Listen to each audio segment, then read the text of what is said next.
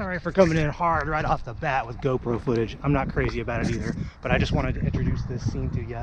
I can't think of a better way to sort of showcase what my life is like in Scotland, where I'm situated in Scotland, and what I'm going to be working on photographically while I'm here, which is why we're going to circle back to this scene. But first, before the light gets too harsh, I want to run us up into a little pasture setting that just encapsulates everything that I think about when I think about Scotland, or at least what I imagine Scotland to be at this point in early in my journey. We'll talk about my thoughts and approaches when it relates to travel photography. Then we'll come back to this beautiful overlook to explain the history and the scenery of Stirling, Scotland.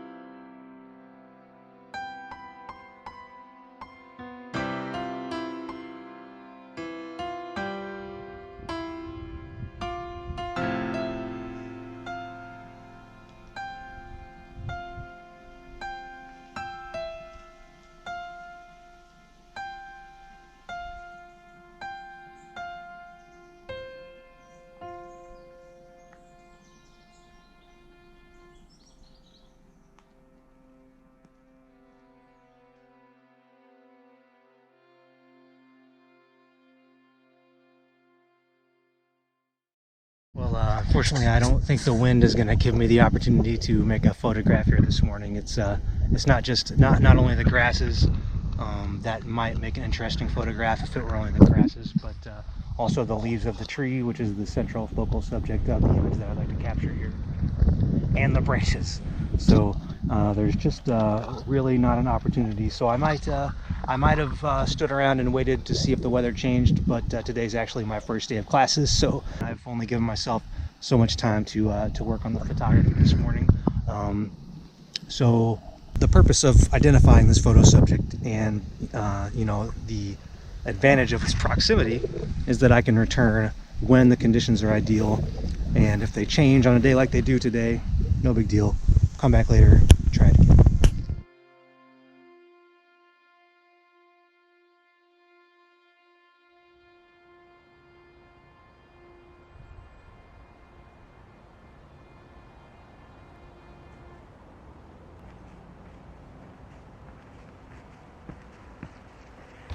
Sorry, I couldn't do any more GoPro vlogging. It was crushing my spirit to introduce Scotland to you through the GoPro. So I think what happened with the tree scene is kind of like I discussed there, a method that I found to be pretty useful when I'm doing travel photography.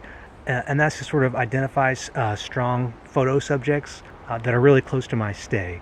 Right? Even if these are mediocre scenes or like not the iconic shots, and especially if they're not the iconic shots. These are the scenes that I'm going to be able to capture in the best light and in the best weather conditions, because I can sort of forecast that within the time that it takes me to get there. Today's failure being a minor exception, but it'll be easy for me to go back to that scene. So if you haven't had the chance to do a lot of travel photography, or it's something you're considering, I think that's one piece of advice that I would give you is, not to waste too much time trying to get from place to place to place. And certainly don't invest a lot of eggs in locations that are difficult to get to. The way I see it, I've had like 3 good opportunities to practice and hone a technique for travel photography.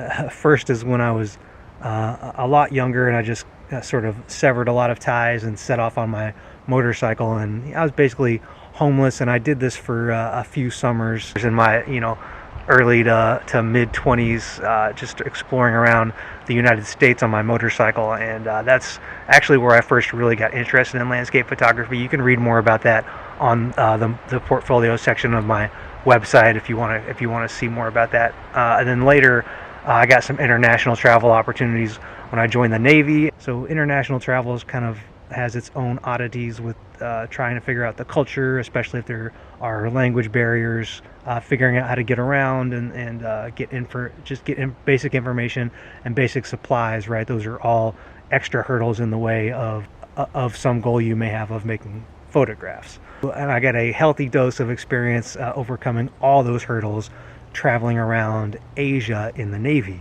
And I think that's where I really found the value of the technique that I'm talking about today, of sort of, aspiring to big iconic locations, but knowing that I've got a place close to home that I can rush out to when the conditions are really good, to get those strongest photographs, right outside the hotel room. And then lastly, here I am in Scotland, and I'm just sort of figuring it out, but I've found the experience that I've gained to be so useful to me in my time here, that I wanted to go ahead and share that with you and tell you sort of how I'm operating. I'm not staying in the Scottish Highlands. It'll be difficult for me to reach the Highlands, and I'm not going to invest a lot of hopes and dreams into repeatedly traveling to the Highlands and hoping that the light's good, right? I'm going to go there when I can. I'm going to experience it the way it is, and I'm going to invest more time and energy into this local scenery. And the other thing that you might take from this is that having 3 big travel photography opportunities should tell you that I don't primarily do travel photography. It's not of a special interest to me. And in fact, as a genre, travel photography doesn't have a spectacular track record. In fact, it's very mired in a white Eurocentric and phallocentric operative that's somewhat odious and offensive, right? It's very traditionally an exercise of white men coming to exoticizing, otherizing cultures, and reinterpreting and reimagining them from a very specific perspective, right? So when I capture natural landscapes, I'm not so much trying to interest you in that landscape as I am in the idea of landscape, getting you excited to experience landscape generally, right? Culture the same way. I'm not necessarily trying to excite you to go see some particular culture, more just trying to maybe inspire you just to engage with humanity generally. So I think that that's an effective way to tread lightly into this territory, but honestly, there's no great benefit from treading into this territory at all. So I'm not a huge proponent of travel photography, and if you notice that my photography is maybe a little different, or you might say maybe from your perspective a little less exciting than some travel photography you've seen, that's the reason why.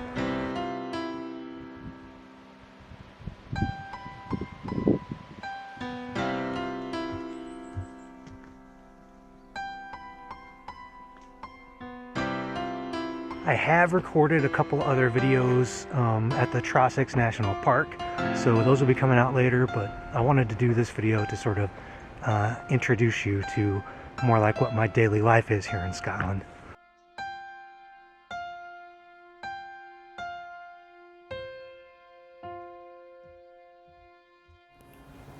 Okay, so I'm back out to that overlook. The wind is actually maybe even worse, but I've got a little microphone here with a windscreen on it, and it's got me on a very short leash from the camera, but I think it'll work well enough because I've been wanting to come up here and show you this view for a while, even though this is a very short walk from my dorm room, which you'll soon see. There hasn't been any wind trouble at all until just today, so let's have a look around here. This overlook, what you're looking at, is sort of a valley that's cut out by the Forth River. Nestled in this valley is the city of Stirling. It's a small town of around 50,000 people. In fact, was only incorporated as a city, I believe, in 2007.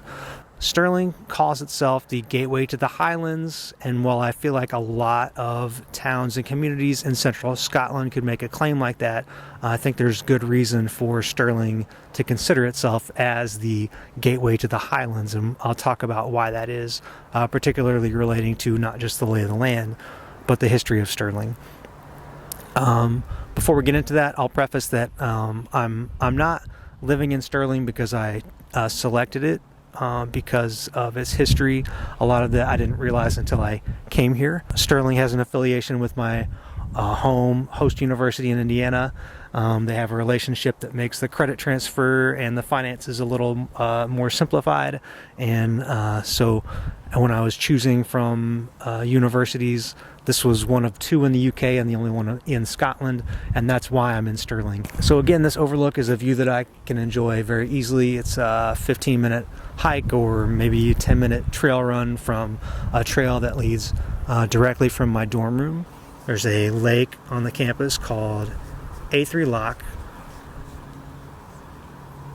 and situated on that loch and in the middle of campus is this beautiful structure called A3 Castle, and a nice lush walk to the back lot of campus leads from A3 Castle to my dorm, which is in this complex of buildings. So I live sort of in the outside area of campus.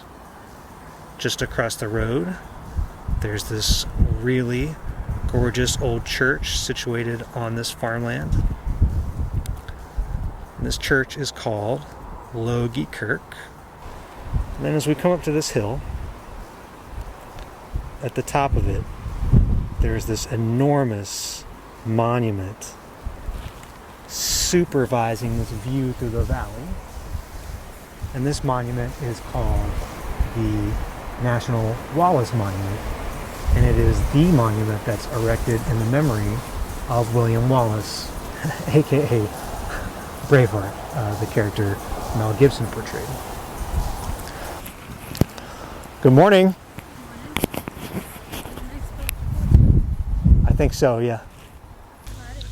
Okay, what happened next is kind of uncanny, but just as I was about to tell the story of William Wallace and his 1297 victory at Stirling, a Scottish historical storyteller came up the trail.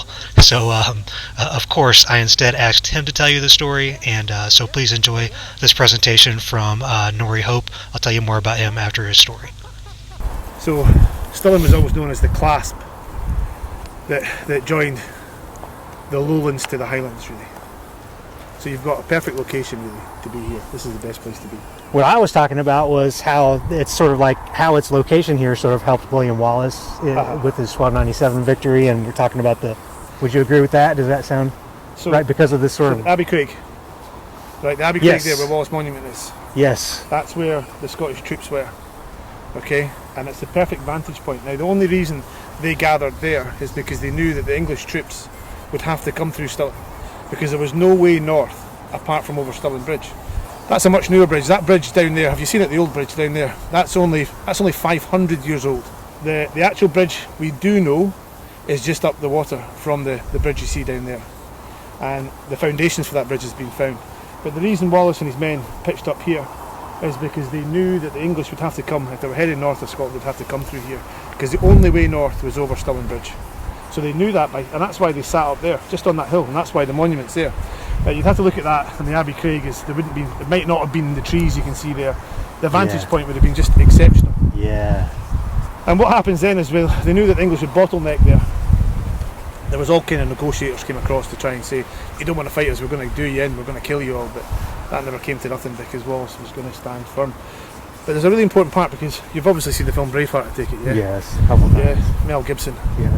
His Scottish accent was fantastic, apart from the times it sounded Australian the way. We say the same thing about his American accent. So, yeah. There you go. But the thing is, you have to remember, it wasn't just Wallace. In fact, more importantly, it was Andrew de Maurice. Do you know about Andrew de Maurice? No. There's a man you need to look up, because he was more the strategist than Wallace. And Wallace sounds the war cry.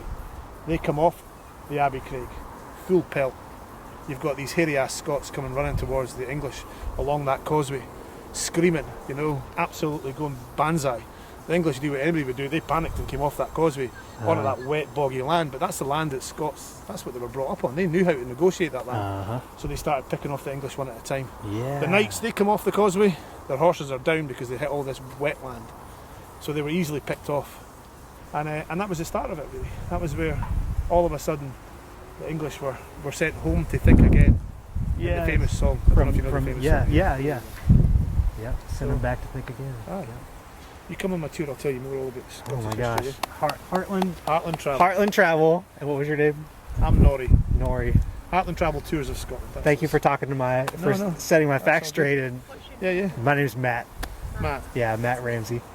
Okay, hopefully the microphone picked all that up because that gentleman, he gave my study abroad group a presentation yesterday, and he's a tour guide and very knowledgeable about the area that he would happen to hike through here where I'm hiking this morning. Such a fantastic coincidence, and he saved me a lot of talking. Furthermore, the wind's starting to die down a little bit and the light's great and the sky looks fantastic, so why don't we go take a second attempt at that tree photo.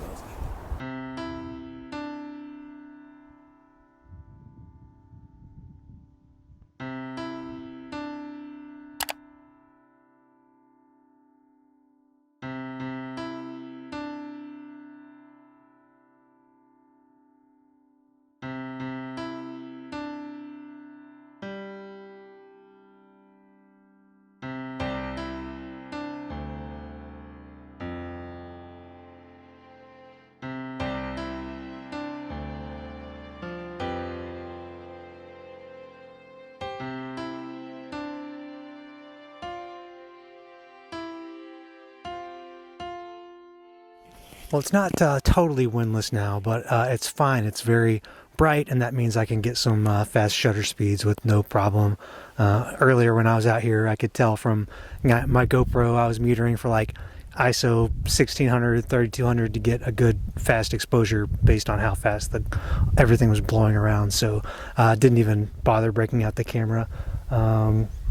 Now I'll at least get it out and get a meter reading and see. I've got a feeling that I shouldn't have to work at an especially high ISO with this light level. You guys don't see me shoot a lot of blue sky landscape photography. I'd say that's pretty typical, but this blue sky actually looks really, really good. So I'm not disappointed to catch this blue sky at all, and this will sort of be a good baseline image for me to start from in working this scene over the next few months.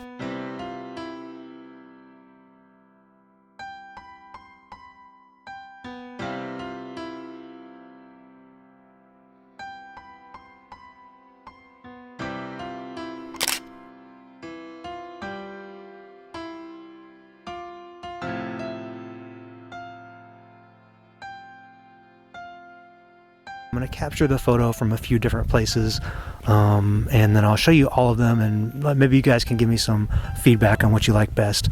I may not address the camera again, so if this is the last time I talk to you, don't forget I got 2 videos coming out from Loch Lomond and the Trossachs National Park. Those will be the next 2 videos posted on the channel, so if you're new, if you're not subscribed, be sure you subscribe so you can see what I made of some really good woodlands there. Until next time, you guys keep an eye out and a foot forward, and thank you so much for watching.